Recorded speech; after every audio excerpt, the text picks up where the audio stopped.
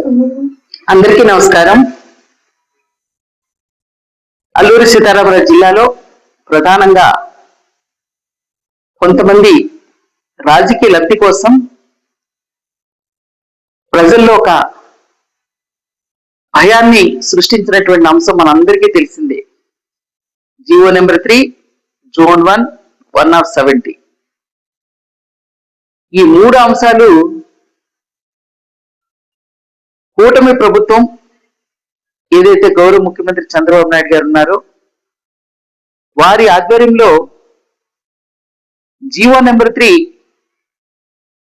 ఇవ్వడమే కాదు, మరలా దాన్ని పునరుద్ధరిస్తానని చెప్పి గౌరవ ముఖ్యమంత్రి వారు చెప్పడమే కాదు, దాని మీద కసరత్తు చేస్తున్నారు.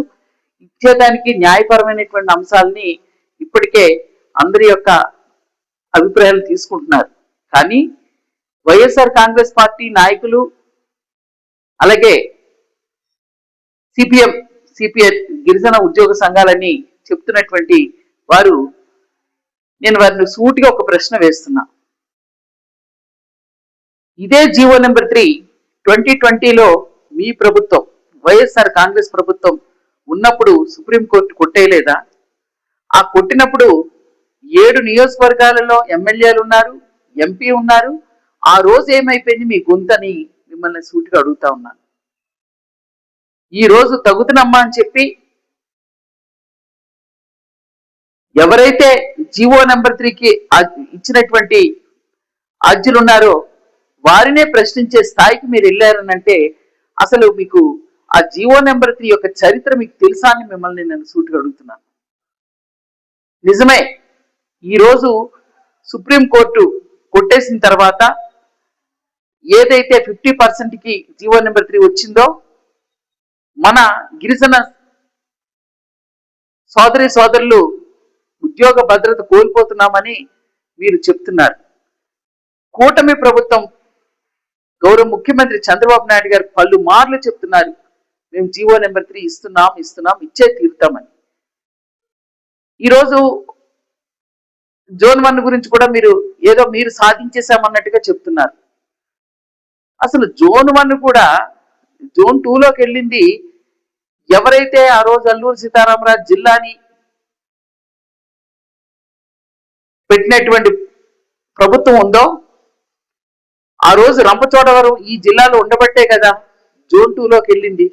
అది కూడా మీ ప్రభుత్వంలోనే కదా జరిగింది.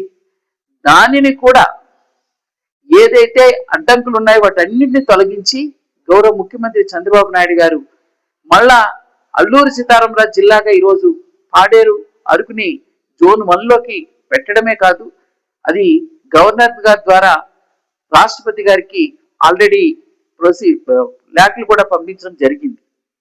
వీటన్నిటినీ అవగాహన లేకుండా మాట్లాడుతూ ఈరోజు పుష్ప శ్రీవాణి గారు కానీ రాజన్న దొర గారు కానీ ఇద్దరు మంత్రులుగా పనిచేశారు.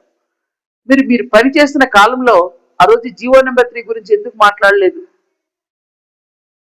ఈరోజు చెప్తున్నాం, ఏదైతే గిరిజనులు ఉద్యమాలు చేస్తున్నామని చెప్తున్నామో 1/70 కానీ 1/70 విషయంలో కూడా చెప్తున్నాం, ఎట్టి పరిస్థితిలో మన హక్కుల్ని కాపాడే దిశలో గౌరవ ముఖ్యమంత్రి చంద్రబాబు నాయుడు గారి కూటమి ప్రభుత్వం ఉంది.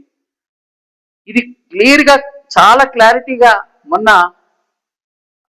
అత్యున్నతమైనటువంటి అధికారులతో సమీక్షలు పెట్టినప్పుడు కూడా చాలా క్లియర్ గా గౌరవ ముఖ్యమంత్రి వారు చెప్పారు. అయినా మీరు దాన్ని ఇంకా లేనిపోనివన్నీ అపోహలు ప్రజల్లో కల్పించి అందరినీ కూడా ఒక ఆందోళనకు గురి చేయడం ఎంతవరకు సమంజసమని నేను అడుగుతున్నాను.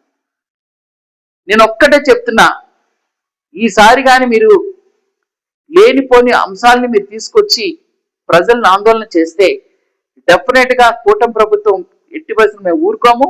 మేము కూడా ప్రజల్లో ఉద్యమాల ద్వారానే మీకు గట్టిగా సమాధానం చెప్తాం. అది కాకుండా ఈరోజు చూస్తున్నాం, కూటమి ప్రభుత్వం వచ్చిన తర్వాత డబుల్ ఇంజన్ ప్రభుత్వం ఎంత స్పీడ్గా అభివృద్ధి చెందుతుందో. ముఖ్యంగా ఆగస్టు 1వ తారీఖున గౌరవ ప్రధానమంత్రి నరేంద్ర మోదీజీ గారు మన అల్లూరి సీతారామరాజు పేరుతో నిర్మితమైనటువంటి ఎయిర్పోర్ట్ ని భోగాపురంలో వారు ఓపెనింగ్ వస్తున్నటువంటి సందర్భం, కళలకు రెక్కలు వచ్చినటువంటి సందర్భం. ఇది మీ హయాంలో ఏమైనా జరిగిందా? అభివృద్ధి కార్యక్రమాలు మీరేం చేసి పెట్టలా, కానీ ఇది ప్రతి దానికి కూడా లేని పోనివన్నీ మీరు మాట్లాడుతూ ఈరోజు జరుగుతున్నటువంటి అభివృద్ధికి కూడాను అడ్డుకునేటటువంటి పరిస్థితిని తెస్తున్నారు. ఏదైతే భోగాపురంలో ఎయిర్పోర్టు ఓపెనింగ్ ఉందో, మన అల్లూరు సీతారామరాజు జిల్లా నుంచి కూడా మన 13,000 మంది విద్యార్థులతో దింసా నృత్యం కూడా చేయాలని, అదొక గిన్నీస్ బుక్ రికార్డ్ వెళ్ళాలని చెప్పి గౌరవ యువ నాయకులు లోకేష్ గారు కూడా చెప్పడం జరిగింది. దాంతోపాటు ప్రతి ఒక్క ప్రాంతం, ఉత్తరాంధ్రలో ఉన్నటువంటి 34 నియోజకవర్గాల్లో ఉన్నటువంటి ప్రజల యొక్క భాగస్వామ్యం ఉండాలని, ఆ రోజు నరేంద్ర మోదీజీ గారు వచ్చినప్పుడు అందరూ అక్కడికి వెళ్ళాలని ఈరోజు కూటమి ప్రభుత్వం ప్రజలందరినీ భాగస్వాములు చేస్తున్నారు. ఇవన్నీ మీకు కనిపించవు. జీవో నెంబర్ 3 గురించి మీరు ఏదైతే మాట్లాడుతున్నారో, మాట్లాడేవాళ్ళు ఆ రోజు మీరు ఎందుకు ఇవ్వలేదు, దానికి సమాధానం చెప్పాలి. రెండోది, జోన్ 1 ఏదైతే గౌరవ ముఖ్యమంత్రి వర్యులు ఆ రోజు అనౌన్స్మెంట్ చేశారో, అది కూటమి ప్రభుత్వం ఇచ్చినటువంటిది. కానీ మీ ఖాతాలో వేసుకొని మీరు గొప్పలకి వెళ్ళిపోతానంటే మాత్రం ఎట్టి పరిస్థితుల్లో ఊరుకోమని చెప్పి ఈ సందర్భంగా ఏ అభివృద్ధి జరగాలన్నా, సంక్షేమం జరగాలన్నది కూటమి ప్రభుత్వం వల్లనే సాధ్యమని చెప్పి, అందులో ముఖ్యంగా గిరిజన పక్షపాతి కూటమి ప్రభుత్వం అని మీకు తెలియజేస్తూ, ఇంకా ఏదైనా సరే ఇటువంటి ఉద్యమాలు చేసి లేనిపోనివి ప్రజల్లో ఆందోళన కలిగింపజేస్తే దానికి ఖచ్చితంగా మీకు సమాధానం చెప్తామని హెచ్చరిస్తున్నాం. Thank you.